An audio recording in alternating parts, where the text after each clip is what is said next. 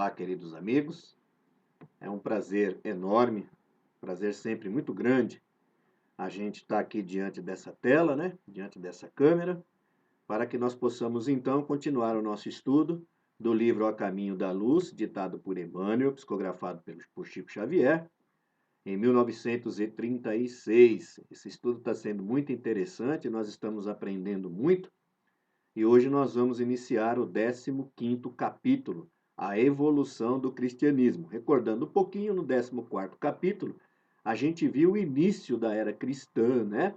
A gente viu aí que logo depois que Jesus retorna, né, para o plano espiritual, depois do martírio da cruz, muitos homens, né, muitas pessoas começam a se converter à nova doutrina de Jesus. E a gente também viu o início daquela perseguição a todos eles, né? A gente viu o quanto foi doloroso o trabalho, né, de Paulo, que foi chamado por Jesus para poder trazer de volta à razão os outros apóstolos, né, que estavam se deixando levar por suas ramificações lá de povos, né, dos judeus, estavam se desviando da mensagem de Jesus. Então Paulo, né, ele recebe essa missão do Cristo e ele consegue então fazer com que esses apóstolos, né, no princípio esses apóstolos eles não gostam muito da ideia, torcem o nariz para Paulo, né? Mas depois, vendo toda aquela sabedoria de Paulo e de todas as suas epístolas, as suas palavras, né, os seus textos, eles então voltam para a beleza, né, a simplicidade do Evangelho de Jesus. Pois bem, então hoje, 15º capítulo, nós vamos ver a evolução do cristianismo, né? Como que o cristianismo, então, começa a evoluir, né? Depois que todos esses homens, essas pessoas começam a aderir à nova doutrina. Então nós vamos começar novamente falando de Roma, porque a gente sabe que naquela época, né, era o berço da civilização, né? Penosos compromissos romanos. Debalde tentaram as forças espirituais o aproveitamento dos romanos na direção suprema do mundo. Todos os recursos possíveis foram prodigalizados inutilmente à cidade imperial. A canalização de consideráveis riquezas materiais, possibilitando a consolidação de um Estado único no planeta, não fora esquecida, ao lado de todas as providências que se faziam necessárias do ponto de vista moral. Em vão, transplantara-se para Roma a extraordinária sabedoria ateniense e a colaboração de todas as experiências dos povos conquistados.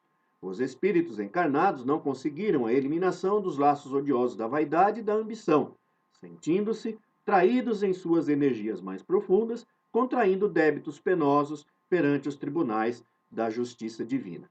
Então a gente viu, né? Toda aquela influência de Atenas, né? Por que a gente sempre fala de Atenas? Atenas foi uma cidade maravilhosa, né? Uma cidade onde a população compreendeu os objetivos dos espíritos do alto, né? Dos espíritos lá que auxiliaram e auxiliam Jesus até hoje. Então eles entenderam que só através da educação e do amor poderia se conseguir uma civilização justa, né? Mas os atenienses, não à toa, foram dominados por Roma, e todos esses ensinamentos, essa sabedoria de Atenas vai para Roma, mas nós, né, a humanidade que estávamos encarnados ali em Roma naquela época, nós não conseguimos compreender toda essa maravilha, né? E mais uma vez nos deixamos aí, né, se levar pelos caminhos odiosos da vaidade e da ambição, né? A vinda do Cristo ao cenáculo obscuro do planeta, trazendo a mensagem luminosa da verdade e do amor, assinalara o período da maioridade espiritual da humanidade. Essa maioridade implicava direitos que, por sua vez, se fariam acompanhar do agravo de responsabilidades e deveres para a solução de grandes problemas educativos do coração. Se ao homem físico rasgavam-se os mais amplos horizontes nos domínios do progresso material, os evangelhos vinham trazer ao homem espiritual um roteiro de novas atividades, educando-o convenientemente para suas arrojadas conquistas de ciência e de liberdade com vistas ao porvir. O aproveitamento desse processo educativo deveria ser levado a efeito pela capital do mundo, de acordo com os desígnios do plano espiritual. Pesadas forças da treva, porém, aliaram-se às mais fortes tendências do homem terrestre, constantemente inclinado aos liames do mal que o prendiam à terra, adstrito aos mais grosseiros instintos de conservação, e, enquanto os espíritos abnegados do alto choram sobre os abusos de liberdade dos romanos, a cidade dos Césares embriaga-se cada vez mais no vinho do ódio e da ambição, contraindo dívidas penosas, entrelaçando seus sentimentos com o ódio dos vencidos e dos humilhados, criando negras perspectivas para o longínquo futuro. Então a gente vê que com a vida do Cristo, o que acontece? Jesus traz a sua mensagem luminosa de amor, né, e de perdão, e ele assinala para a gente, né, um período de maioridade espiritual. Fala, olha, agora a gente pode passar para o período de maioridade. A gente deixa de ser criança, adolescente, né? Como se faz aqui na nossa sociedade civil, como se a gente tivesse mais de 18 anos, né? Então Jesus apresenta sua mensagem de amor e de perdão e nos dá toda a base para que nós pudéssemos, naquela época, evoluir, né? Mas, mais uma vez, o que acontece?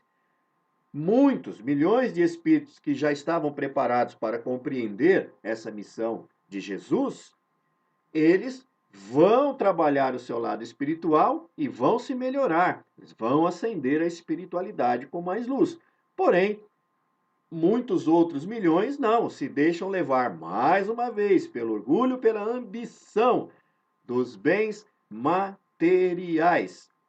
E as trevas, né, os espíritos das trevas, que estavam já naquela época lá no plano maior, que nada mais eram do que nós, muito ruins, que desencarnávamos aqui e nos juntávamos a essa tropa, a essa turma, né? Eles aproveitam, né? Eles aproveitam essas tendências daquelas pessoas, daqueles homens que estavam encarnados, e fazem com que eles coloquem em prática todos os seus planos malignos, né? Deixando de lado lá a doutrina de Jesus e entrando num caminho que não tem volta. Nós continuamos vendo isso de lá para cá, né? O nosso país é um grande exemplo disso. O nosso país é um grande exemplo disso. A nossa doutrina nos ensina que o Brasil é a pátria do mundo, né? Coração do mundo, a pátria do evangelho. E ultimamente, o que nós, povo brasileiro, estamos fazendo, né, com isso?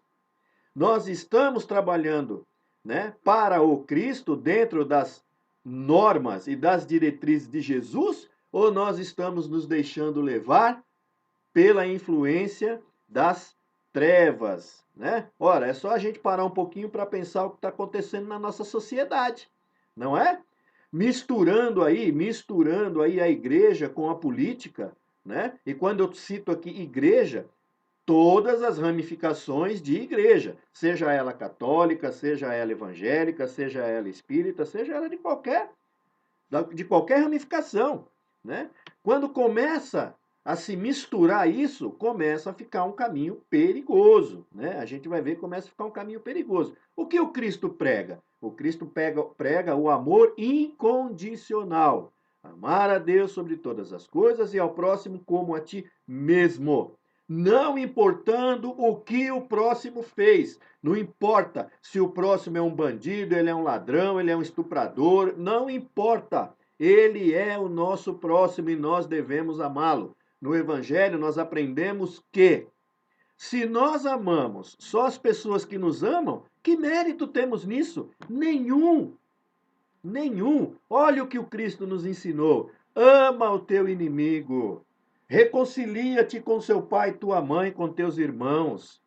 É isso que Jesus prega para nós. E nós vemos isso quando se mistura, quando se leva para a política a igreja, a religião. Não, nós não vemos isso.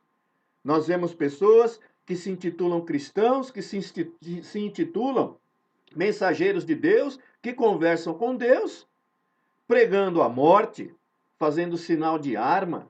Não pode. Quando eu falo aqui, eu não estou falando só do governo atual, eu falo do governo que saiu também. Porque eu não tenho.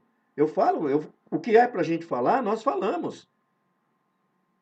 Então, toda vez que um governo entra, o que acontece? Ele precisa trabalhar para os mais humildes, ele precisa trabalhar para diminuir a distância das classes sociais. E o que sempre acaba acontecendo é o contrário.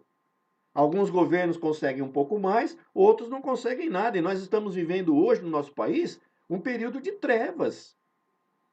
Um período de trevas, onde a gente vê a educação sendo jogada no ralo. E não pode, não pode. Nós vemos aqui, em todas as etapas que nós estudamos no livro, Emmanuel fala para nós há 100 anos atrás, que é através da educação e do amor que nós vamos vencer. E o que nós estamos fazendo? Precisamos trabalhar, precisamos viver com os preceitos de Jesus, para que nós, né, não tornemos o Brasil uma Roma antiga, para que nós não voltemos para trás, para que a gente não fique aí, né, se deixando levar, né, se deixando envolver por todo esse sentimento de ódio que nós estamos vendo. Isso é terrível e nós precisamos cada vez mais nos aproximarmos de Jesus. Pois bem, culpas e resgates dolorosos do homem espiritual. Ao coração misericordioso de Jesus chegam as preces dolorosas de todos os operários da sua bendita semeadura. Seu olhar percussiente, todavia, penetra o âmago das almas e não fora em vão que recomendar o crescimento do trigo e do joio nas mesmas leiras, somente a ele competindo a separação na época da ceifa. O crescimento do joio e do trigo nas mesmas leiras, nas mesmas terras, né? Ora, e somente a Jesus competia a separação na época da ceifa. Que época da ceifa? É quando Jesus vai descer, vai separar, vai... Não, não. Quando a gente desencarna, que a gente volta para o plano espiritual. É aí que é feita a separação do joio e do trigo. A limitada liberdade de ação dos indivíduos e das coletividades é integralmente respeitada. Cada qual é responsável pelos seus atos, recebendo de conformidade com as suas obras. Mais uma vez está aí para a gente, né? A lei do livre-arbítrio. Foi por isso que Roma teve oportunidade de realizar seus propósitos e desígnios políticos. Mas a justiça divina acompanhou-lhe todos os passos nos enormes desvios a que se conduziu, comprometendo para sempre o futuro do homem espiritual, que somente agora conhecerá um reajustamento das amargurosas transições do século que passa. Um laço pesado e tenebroso reuniu a cidade conquistadora dos povos que humilhara. O ódio do verdugo e dos seus inimigos fundiu-se em séculos de provações e lutas expiatórias, para demonstrar que Jesus é o fundamento da verdade e só o amor é sagrada finalidade da vida. Foi por isso, por essa razão, que o conquistador e os conquistados, unidos pelo ódio, como prisioneiros, algemados um ao outro nas galés da amargura, compareceram periodicamente nos espaços ante a misericórdia suprema do Filho de Deus, prometendo a reparação e o resgate recíprocos. Nos séculos do porvir, fundando a civilização ocidental como abençoada oficina dos seus novos trabalhos no esforço da fraternidade e da regeneração. Ora, eles iam lá se matando, conquistando os conquistados, um odiando o outro, quando voltavam para o plano maior, né, para a espiritualidade, eram lá socorridos e eram instruídos e então se comprometiam a retornar ao orbe terrestre, a reencarnar aqui, para que pudessem então reparar, né, e resgatar os seus erros, os erros recíprocos. A bondade do mestre fez florescer cidades valorosas e progressistas, países cultos e fartos, onde as almas decaídas encontrassem todos os elementos de edificação e aprimoramento. O homem físico continuou a linha ascensional de sua evolução nas conquistas e descobrimentos. Mas o homem transcendente, a personalidade imortal, teria saído do oceano de lodo onde mergulhou voluntariamente há 2 milênios? Respondam por nós as angustiosas expectativas da hora presente, né? Então, ora, Emmanuel chama aí, naquela época, em 1936, se nós já tínhamos saído de todo aquele lodo, e óbvio que não, né?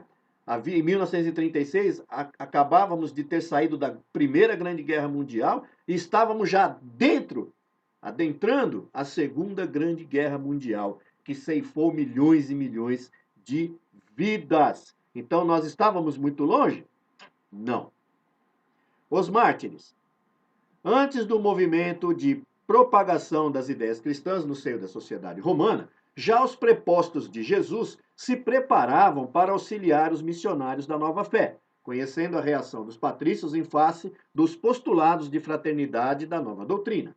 As classes mais abastadas não podiam tolerar semelhantes princípios de igualdade, quais os que preconizavam as lições do Nazareno, considerados como postulados de covardia moral, incompatíveis com a orgulhosa filosofia do império, e é assim que vemos os cristãos sofrendo os martírios da primeira perseguição, iniciada no reinado de Nero, de tão dolorosas quão terríveis lembranças. Então, olha aí, mais uma vez, as classes abastadas que nós sempre falamos, não é verdade? As classes abastadas. É óbvio, até hoje, aqueles que têm muito dinheiro, aqueles que se deixam levar pela ambição da moeda terrena, eles jamais vão querer que se tenha alguma política de igualdade. Por quê?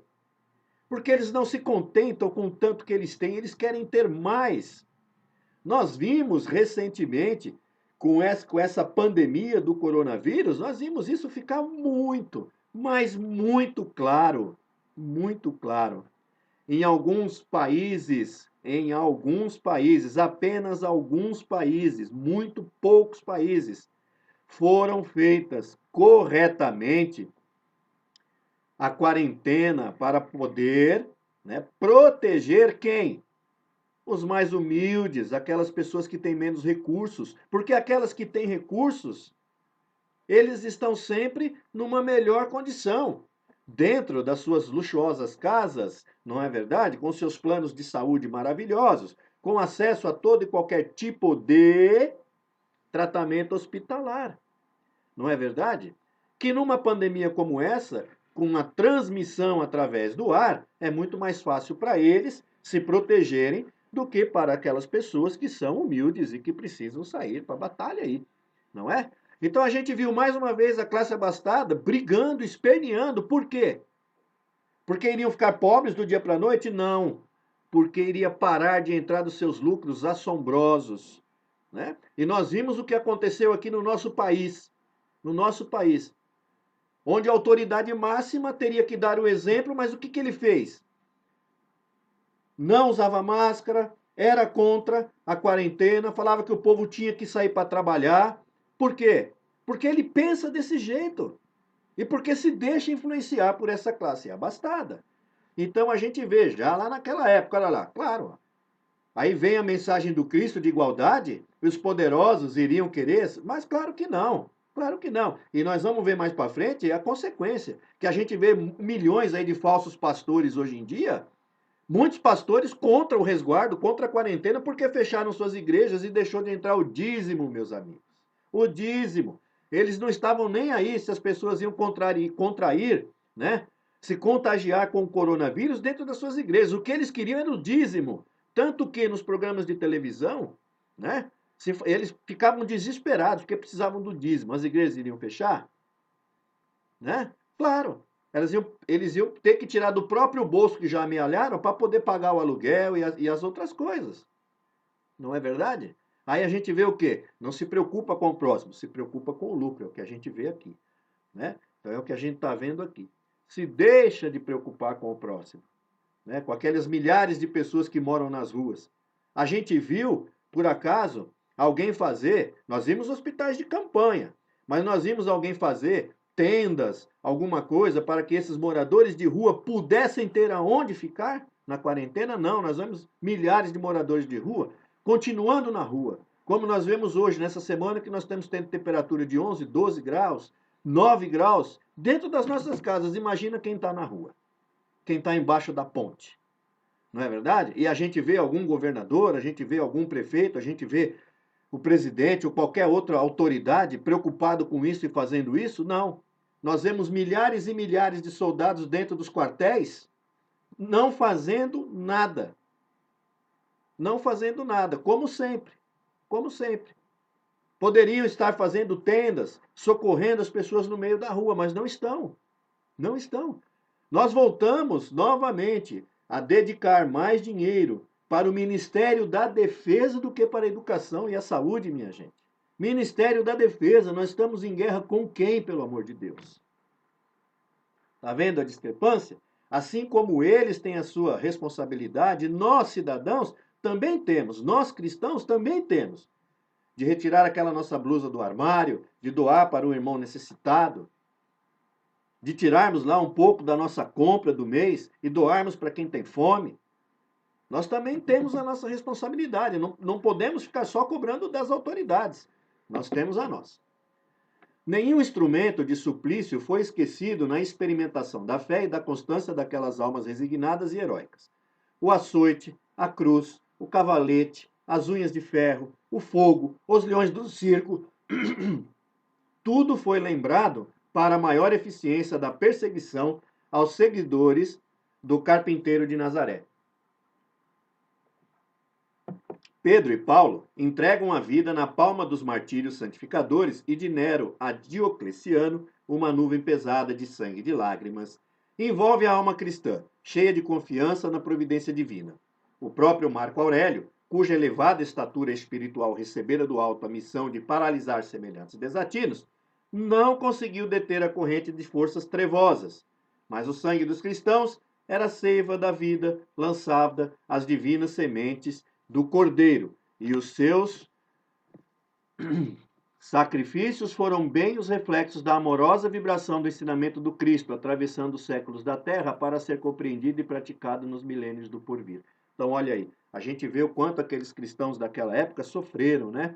Com todas aquelas formas de crueldade, né? De martírio, aquelas formas de fazer com que as pessoas sofressem naquela época. A gente sempre fala muito quando eles eram atirados aos leões, mas tinham coisas muito tenebrosas, né? Muito tenebrosas, que faziam com que eles sofressem, né? Então, a gente vê aí que até mesmo Marco Aurélio, que foi preparado na espiritualidade para poder fazer frear isso, ele não consegue. Ele não consegue frear. De todos os imperadores, de Nero até Diocleciano, não consegue frear essa perseguição aos cristãos, não é? E a gente vê isso. Os apologistas. A doutrina cristã, todavia, encontrara nas perseguições os seus melhores recursos de propaganda e de expansão. Seus princípios generosos encontravam guarida em todos os corações, seduzindo a consciência de todos os estudiosos de alma livre e sincera. Observa-se-lhe a influência no segundo século, em quase todos os departamentos da atividade intelectual. Olha aí, nós estamos falando já no segundo século, hein? Já tínhamos passado 100 anos. O departamento de atividade intelectual com largos reflexos na legislação e nos costumes. Tertuliano apresenta sua apologia do cristianismo. Quem foi Tertuliano? Tertuliano, ele advoga junto às autoridades romanas a favor do cristianismo, a favor de Jesus, não é? Apresenta sua apologia do cristianismo, provocando admiração e respeito gerais, né?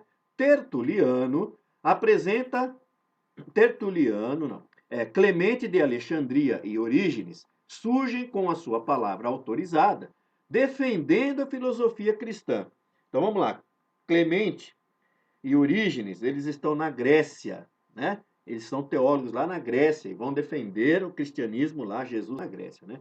E com eles levanta-se um verdadeiro exército de vozes que advogam a causa da verdade e da justiça, da redenção e do amor. Então, Tertuliano, Clemente de Alexandria e Orígenes, né, espíritos evoluídos que vieram com essa missão de poder advogar a favor do cristianismo. Então, olha a missão de Tertuliano. Lá, no meio dos leões, né, lá no meio dos imperadores, ele vai lá advogar a favor do cristianismo. Então, vamos lá. O jejum e a oração. Sempre lembrando que os martírios cristãos, né, eles serviram para que novas pessoas, né, aderissem a essa mensagem de Jesus. Porque se perguntavam, ora, que fé é essa que as pessoas vão cantando para o martírio? Né? Então eles pensavam, alguma coisa tem aí, né? Uma fé redentora, uma coisa nova. Então procuravam saber o que era e também se tornavam prosélitos, ou seja, convertidos à doutrina. Os cristãos, contudo, não tiveram de início uma visão do campo de trabalho que se lhes apresentava. Não atinaram que, se o jejum e a oração constituem uma grande virtude na soledade, Mais elevada virtude representam quando levados a efeito no turbilhão das paixões desenfreadas, nas lutas regeneradoras, a fim de aproveitar aos que os contemplam. Não compreenderam imediatamente que esses preceitos evangélicos, acima de tudo, significam sacrifício pelo próximo, perseverança no esforço redentor, serenidade no trabalho ativo, que corrige e edifica simultaneamente. Retirando-se para a vida monástica, povoaram os desertos na suposição de que se redimiriam mais rapidamente para o Cordeiro. Então, o que acontece? Eles acham que saindo ali da cidade, fugindo dali do campo, né? Eles vão encontrar o céu, a paz, né? Mas vamos lá. Uma ânsia de fugir das cidades populosas fazia então vibrar todos os crentes, originando os erros da idade medieval, quando o homem supunha encontrar nos conventos as anticâmeras do céu. O Oriente, com seus desertos numerosos e os seus lugares sagrados, afigura-se o caminho de todos quantos desejam fugir dos antros das paixões. Só a grande montanha de Nítria chegou a possuir 30.000 anacoretas, ou seja, monges cristãos ou eremitas, aquelas pessoas que se exilavam, né? Exilados do mundo e dos seus prazeres desastrosos. Entretanto, examinando essa decisão desaconselhável dos primeiros tempos, somos levados a recordar que os cristãos se haviam esquecido de que Jesus não desejava a morte do pecador. Olha aí, gente. Olha aí o que Emmanuel coloca para nós. Né? Jesus não, ele não queria a morte dos pecadores, ele não quer até hoje. Pelo contrário, ele quer a redenção desses pecadores. Ele quer que todos nós que trabalhamos para Jesus, que nós nos conscientizamos desse trabalho, dessa tarefa que o Cristo deixou para nós. Eles não são nossos inimigos, pelo contrário, eles são os nossos objetivos. É o contrário. Nós não temos que fazer arminha para matar ninguém, gente. Pelo contrário, nós temos que amar o inimigo, amar o próximo como a nós mesmos. Não é verdade? E eles não entenderam, esses cristãos daquela época, não entenderam até hoje. Né? Todas essas pessoas que, vou me enfiar num convento, vou me enfiar aqui numa sociedade, vou me trancar no meu mundo e vou meditar todo dia. Todo dia eu vou meditar, que eu vou até levitar. Né? Que eu vou ter luz. Não vai ter nada. Vai ser uma vida jogada fora. Fora. Essas mãos, esses braços, a nossa mente tem que estar trabalhando para Jesus. Tem que estar no campo, trabalhando. Não retirado aí dentro disso. Constantino. As forças espirituais que acompanhavam e acompanham todos os movimentos do orbe, sob a égide de Jesus, procuram dispor os alicerces de novos acontecimentos que devem preparar a sociedade romana para o resgate e para a aprovação. A invasão dos povos considerados bárbaros é então entrevista. Roma é invadida por esses povos bárbaros. Uma forte anarquia militar dificulta a solução dos problemas de ordem coletiva, elevando e abatendo imperadores de um dia para o outro. Os imperadores vão começar a cair.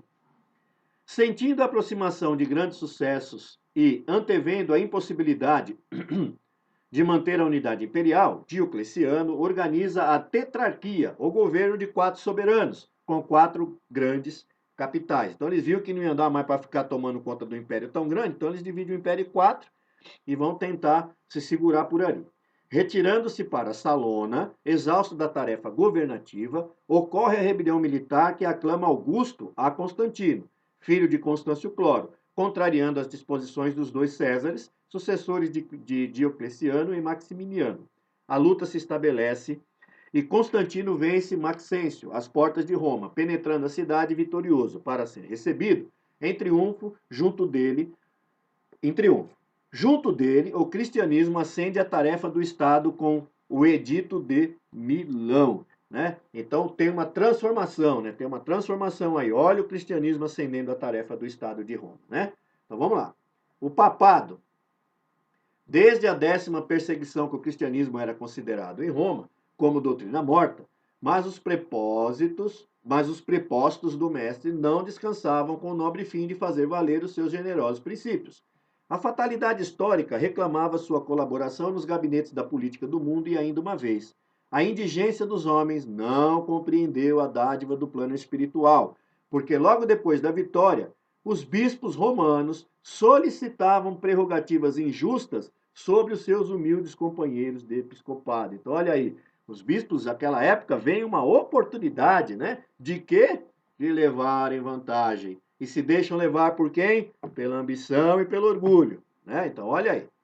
O mesmo espírito de ambição e de imperialismo que de longo tempo trabalhava o organismo do império, dominou igualmente a Igreja de Roma, que se arvorou em suzerana e censora de todas as demais do planeta, cooperando com o Estado, faz sentir a força das suas determinações arbitrárias. Então, o que acontece?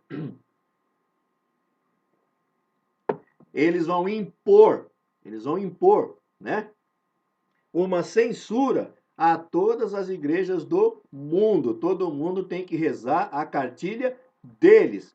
Vamos ler mais um pouquinho que nós vamos ver o que isso vai resultar. 300 anos lutaram os mensageiros do Cristo, procurando ampará-la no caminho do amor e da humildade, até que a deixaram enveredar pelas estradas da sombra, para o esforço de salvação e de experiência, e, tão logo a abandonaram, ao penoso trabalho de aperfeiçoar-se a si mesma, eis que o imperador Focas favorece a criação do papado no ano de 607.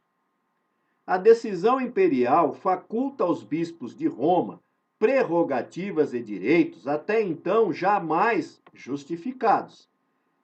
Entronizam-se mais uma vez o orgulho e a ambição da cidade dos Césares. Em 610, Focas é chamado ao mundo dos invisíveis, desencarna, deixando no orbe a consolidação do papado. Dessa data em diante, ia começar um período de 1260 anos de amarguras e violências para a civilização que se fundava. Então, olha aí o que nós estamos vendo. Lá no início, os mensageiros de Jesus, eles ficaram 300 anos trabalhando incansavelmente, incessantemente, para que todos esses bispos pudessem compreender a mensagem do Cristo. Mas todos nós temos o nosso livre-arbítrio, assim como esses bispos.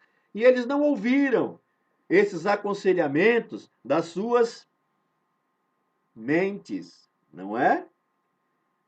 A indução desses espíritos de luz e se deixaram levar, até que, ora, não tem jeito, então vai ter que se deixar levar. E quando se inicia esse papado aí com Focas em 610, o que acontece? Nós vamos ter 1260 anos de amarguras e violência para a civilização que se fundava. Sim, nós tivemos. Porque a igreja trabalhava para os mais ricos, para as classes abastadas. Trabalhava para isso. Foi se tendo muita terra, posse, não é? Se juntaram lá com todas aquelas pessoas que tinham os feudos, os senhores feudais, se juntaram com reis, com rainhas, não é? Para se manterem no poder. Claro que com muitas, milhões de exceções, né? De padres, de bispos que trabalhavam por aí afora a favor dos mais humildes, já disse isso em outra vez, né? Dos nossos queridos aí jesuítas, né? E de tantos missionários que caminhavam pelo mundo porque compreendiam, né? A mensagem de Jesus. Eram espíritos, né? Espíritos evoluídos que vinham para amenizar as dores, né? E a gente viu na semana passada, né? Que por volta de 1870 isso acaba, não é? Alguém lá se revolta, né? Com todas as outras ramificações da igreja, né? Igreja católica, igreja anglicana. Ah, um rei queria casar de novo, mas não podia, né? Por quê? Porque a igreja não casa, quem já foi casado. Então funda outra igreja. Não, aqui eu caso. Não é verdade? Então só aqueles que tinham dinheiro, que podiam pagar milhões, eles tinham o perdão, né? E assim foi indo essas ramificações. Até que chega um cara, né, Lutero, e fala assim, não, vamos mudar tudo isso aí. Tá tudo errado, né? Ele era lá, tinha um cargo lá alto dentro da Igreja Católica, mas ele sai fora e funda o protestantismo. Que maravilha, né? Ele era contra tudo isso daí, né? Ele era contra esse negócio desse poder todo da igreja, enfim. Mas tá, de lá para cá, todos os outros que se dizem protestantes fazem o quê?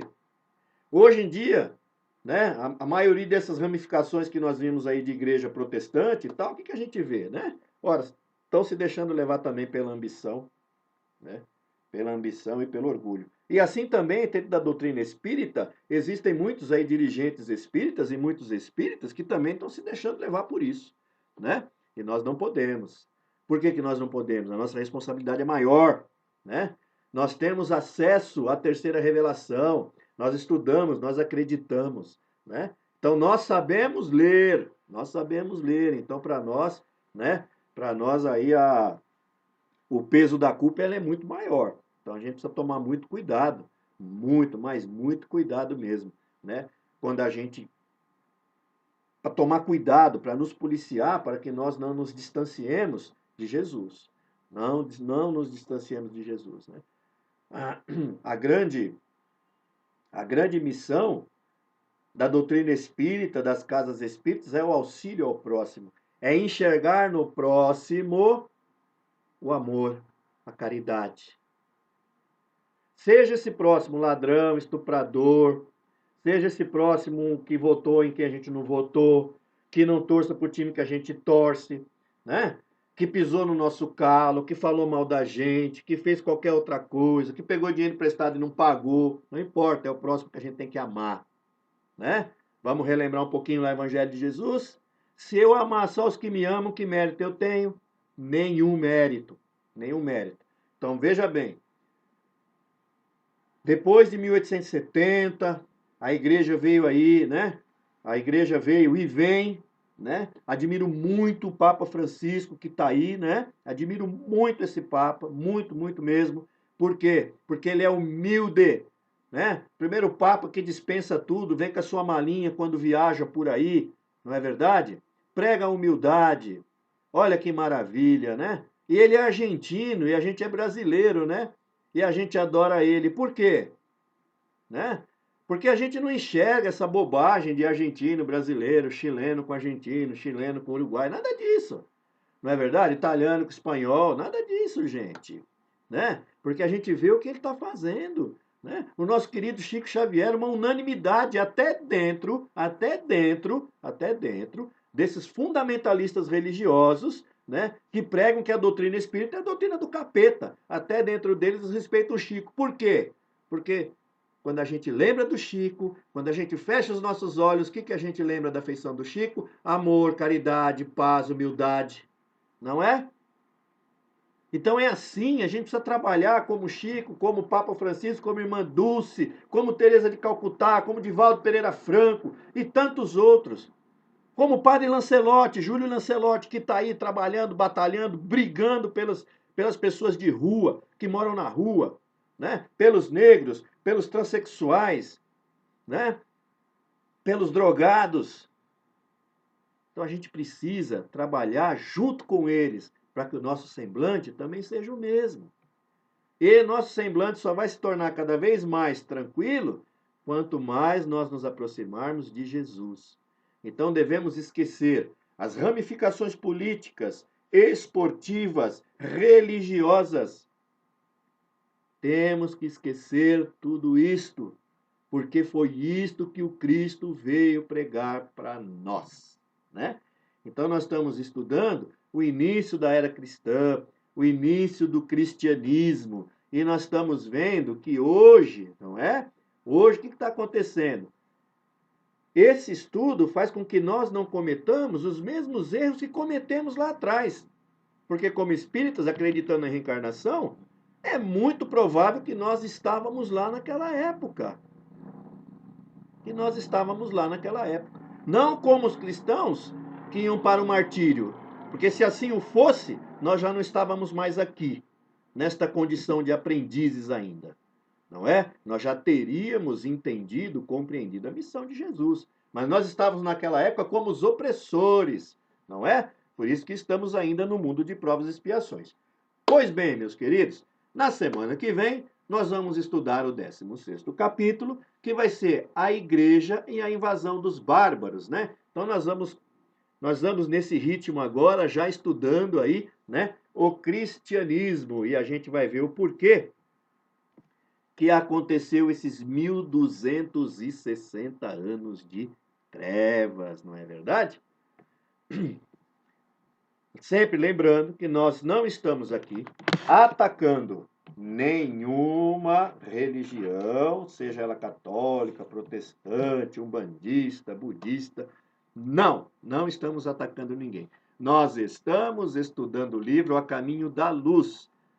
Como o livro diz, olha o título, A Caminho da Luz. Vamos estudar esse livro com afinco para ver se nós conseguimos, né, perceber onde está esse caminho e começar a percorrer. Então, mais uma vez, nós vamos agradecendo a Deus, a Jesus, aos amigos da espiritualidade, por mais esta oportunidade de estudo que estamos tendo com esta tecnologia, que nós vimos lá no livro, né? Nosso Lar, no filme do Nosso Lar do André Luiz, né? Tinha aqueles telões lá na cidade do Nosso Lar, e a gente ficava admirado, né? Com aquelas coisas, eu principalmente, que quando tive início na doutrina, não existia nem telefone celular, né?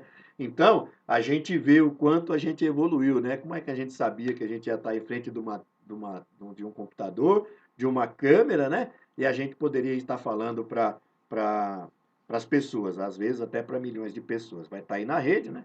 Então, um convite para que as pessoas curtam aí o meu canal, Ricardo Savassa, Savassa com 2 S no final, né? S-A-V-A-S-S-A. Então lá tem todas as lives aí, todos os capítulos do livro, para quem ainda não pegou, quiser pegar, pode pegar lá desde o capítulo 1º. Tem até algumas palestras lá, né, que a gente estava fazendo aqui pelo canal, mas agora estamos fazendo pelo Facebook. Então quem me acompanha lá no Facebook é José Ricardo Savassa Corinthians, olha aí, né, a gente colocando o timão lá no nome, né? Mas por lá a gente está fazendo aí um evangelho por semana, né? E todos podem entrar no mesmo horário que eu estou fazendo o evangelho, né? Então todos podem acompanhar. Tem alguns seguidores e algumas seguidoras aí fiéis, né? Aqui vai um carinho, um abraço muito grande para todas, né? Hoje vou destacar a Verinha, a Rita, né? A nossa querida Rita, que se curou do Covid, está aí firme e forte, né? Batalhando. Enfim, e nós vamos aí continuando com o nosso estudo, continuando com a nossa vida, com todos os nossos amigos. Então nós vamos agradecendo a Deus e pedindo a Ele que possamos ter uma semana maravilhosa. Continuando dentro das nossas casas, quem pode, quando precisarmos saindo, quem sai todo dia, saindo sempre com a máscara e procurando se resguardar até que nós consigamos aí, né, deixar de lado toda a vaidade, toda a ambição e termos uma vacina para que possa aí nos proteger desse vírus e continuarmos a nossa caminhada. Um abraço a todos, que Jesus nos abençoe e até a próxima, se Deus quiser.